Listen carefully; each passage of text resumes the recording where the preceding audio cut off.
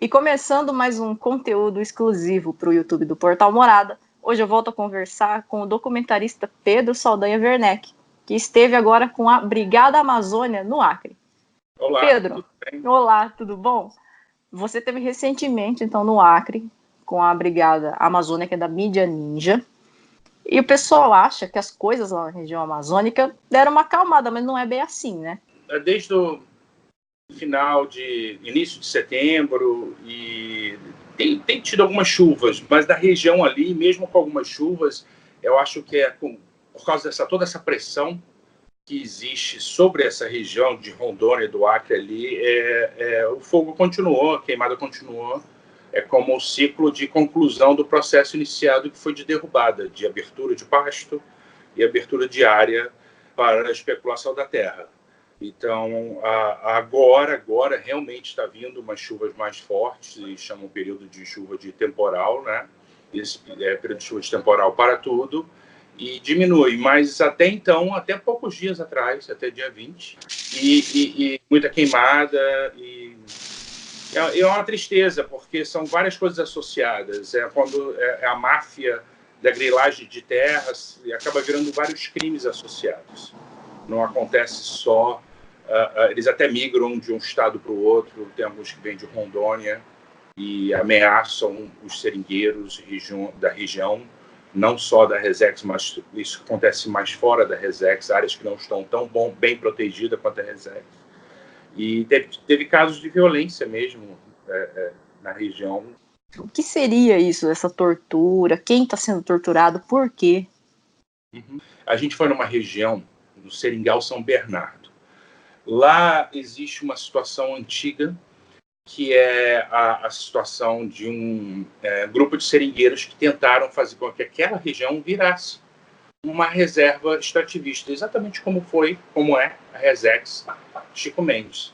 E esse processo de criação foi prometido, até a região até muito próxima, né, dali de Chaporia, no caminho, né, da região ali, mas eles não conseguiram a conclusão desse processo. Nesse meio do caminho, teve um fazendeiro que se utiliza de um documento, de uma promessa de compra e venda que ele não concluiu. Ele apresenta e diz: invadiram minhas terras. Às vezes ele vai lá tacar fogo na casa de um daqueles seringueiros. No dia seguinte ele tem que construir uma casa temporária.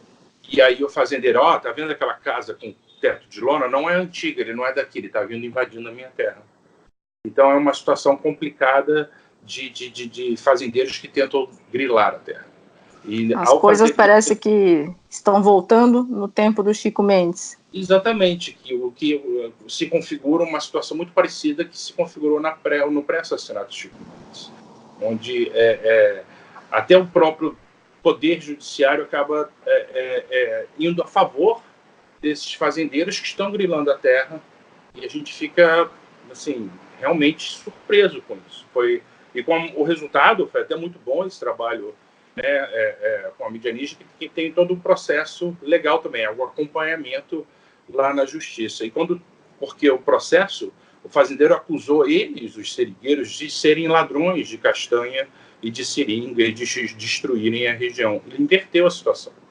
Então, eu acho que chamou-se tanta atenção que lá na hora ele acabou não indo na audiência e acabou se desfazendo o processo. Mas, assim, tem que ficar de olho, porque são coisas que não era para estar acontecendo hoje em dia e estão voltando a acontecer. E é muito grave mesmo.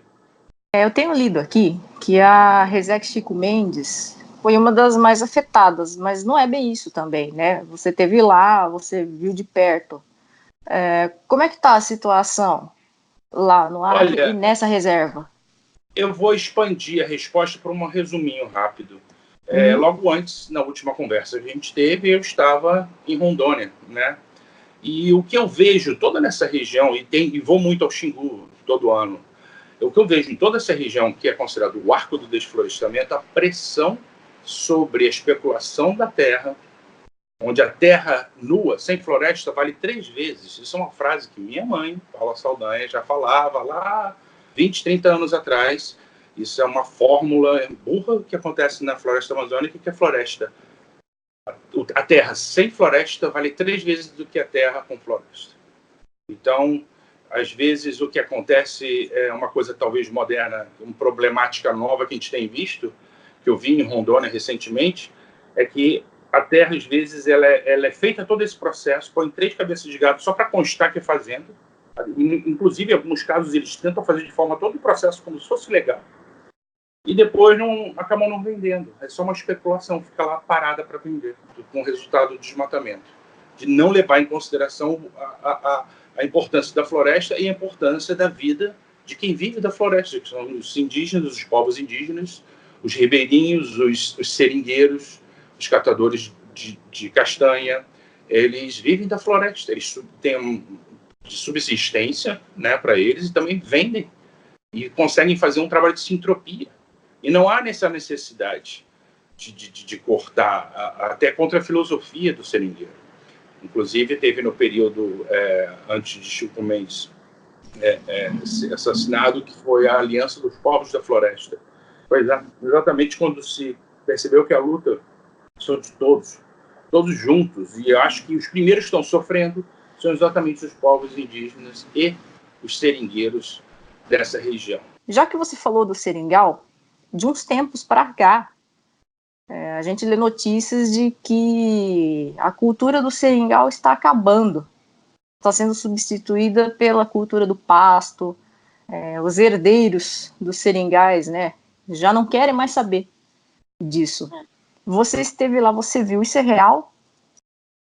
Realmente tem alguns casos, acho que em toda cultura, toda casa, toda residente, até um depoimento aqui, em toda casa sempre tem aquele filho que vai acompanhar o seu trabalho, valoriza o seu trabalho, e o outro, tô nem aí. Não.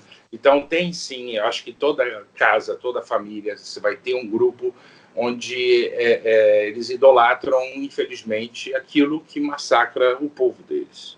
Isso acontece em diversas culturas, a cultura do cowboy, não só da questão da opressão e de realmente ter consequências para os animais, essa cultura, né?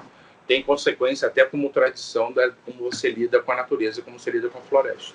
É triste de ver isso, mas assim, ao mesmo tempo você tem que se apegar ao grupo que está, né, mais ligado a isso. Então, porque a cultura do gado ou a da vaquejada, ela está totalmente ligada ao próprio processo repressor da população que está ali, né? Então é um pouco triste ver isso. Ao mesmo tempo tem ali o Raimundinho, o filho do Raimundão, que é super jovem. Eu cheguei lá, eu fui lá 30 anos atrás, e aí esse cara parece com o Raimundão, porque o Raimundão mais jovem, né? Então eu falei, parece, e era filho realmente do Raimundão.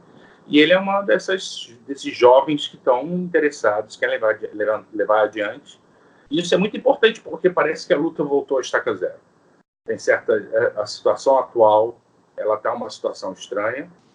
É o que eu trouxe de mensagem das pessoas que eu entrevistei lá. Situação no campo, violência, ou a não conclusão das reservas e dos processos legais de defesa do trabalhador rural, do pequeno trabalhador, do pessoal que está tentando viver de extrativismo, ou qualquer coisa desse tipo. E é triste ver isso no Acre. O Acre, ele criou já há um tempo uma história onde o símbolo do Estado é o símbolo que seria o extrativista, o indígena, é um Estado como símbolo de um Estado da floresta. Muita gente já morreu por isso. Muita gente já morreu por isso lá, né? E isso não era para estar acontecendo.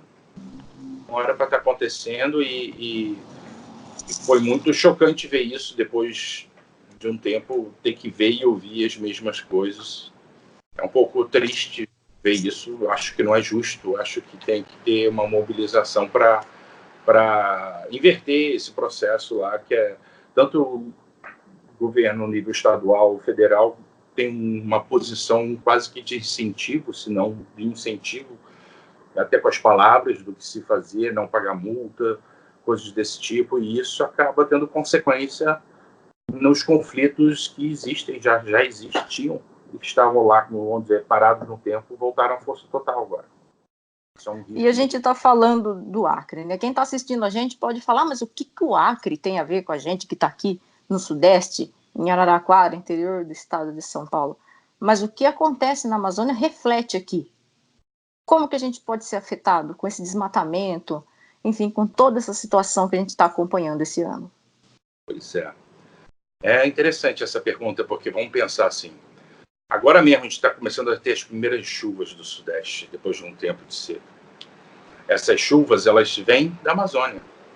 Essas chuvas de final do ano, de umidade, elas estão vindo dessas chuvas, desse período de temporal da umidade da Amazônia, que os Andes seguram, e a saída dessa umidade ou é para cima ou é para o Sudeste. Então a gente só consegue ter a produção agrícola, olha que engraçado, a produção agrícola do Sudeste depende da Amazônia, e a produção agrícola desenfreada, sem pensar, repetindo erros do passado, vai interferir na própria produção agrícola do Sudeste. Em produção agrícola e questão de saúde. Quando eu estava indo para Rondônia, eu passei por São Paulo, ainda estava tendo essa nuvem, essa fumaça que fica presa, né, ainda da Amazônia. Então, em vez de rios voadores, que é o chamado exatamente essa umidade que vem e traz água em forma de chuva para o Sudeste, e que é muito importante para ciclos de vida da nossa agricultura do Sudeste, vai vir ciclos de fumaça. Isso vai ser associado à questão de queda de qualidade de vida. Mais crianças e idosos nos hospitais, até adultos, como aconteceu em Porto Velho, em Rio Branco, em agosto e setembro, onde cerca de cada um tiveram cerca de 30 mil pessoas no hospital, e talvez no ciclo mais longo, muito mais do que isso. Então, a interferência é muito grande na vida das pessoas. Pensa-se muito no capital e esquece a importância, a vida das pessoas. E as vidas das pessoas não é só uma consequência de qualidade de vida do que eu estou falando nesse momento. Lá na Amazônia, pessoas estão morrendo por defender a Amazônia. Ainda se morre defendendo a Amazônia. E isso é um pouco preocupante pensar nisso hoje em dia. Em pleno século XXI. Desde a última vez que a gente se falou, quando eu estava em Rondônia, teve agora eu esqueci o nome dele, de Tabatinga da FUNAI, que foi morto. Então, isso é o tipo de coisa que ainda acontece, infelizmente. Então, é muito importante a atenção, porque o que a gente consome, o que a gente faz, as nossas decisões, o que a gente diz, interfere na vida das pessoas do outro lado do país. Isso é muito importante, né? A Amazônia não queima assim. Existe toda uma ação, todo um mercado, toda uma máfia que se alimenta. E as máfias... Interesses, eles são juntos um com o outro. E eles são ligados até Correntinha, até Brasília, até São Paulo, até onde está o dinheiro. Né? Pedro, quem quiser acompanhar o seu trabalho, ou o trabalho da Brigada Amazônia, onde que pode acessar? Facebook, site?